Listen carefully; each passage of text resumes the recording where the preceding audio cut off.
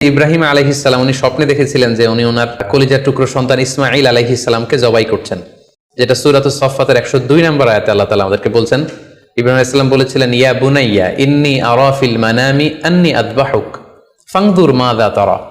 অর্থাৎ, হে আমার সন্তান ইসমাঈল, আমি স্বপ্নে দেখেছি যে আমি তোমাকে জবাই করছি, এখন তোমার অভিমত কি, তোমার অপিনিয়ন কি? সাইয়েদনা ইসমাঈল আলাইহিস সালাম বলেছিলেন, ইফআল মা তুমার সাতাজিদুনি ইনশাআল্লাহু মিনাস সাবিরিন।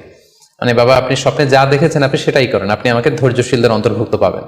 ছেলের এই মন্তব্য শুনে সাইয়েদনা ইব্রাহিম আলাইহিস সালাম একটা ধারালো ছুরি নিয়ে সাইয়েদনা ইসমাঈল আলাইহিস সালামকে শুইয়ে দিয়ে জবাই করতে শুরু করলেন। তো এই ঘটনা থেকে বোঝা যায় নবীদের স্বপ্ন এটা সাধারণ কোনো স্বপ্ন নয়, এটা ওহীর অন্তর্ভুক্ত।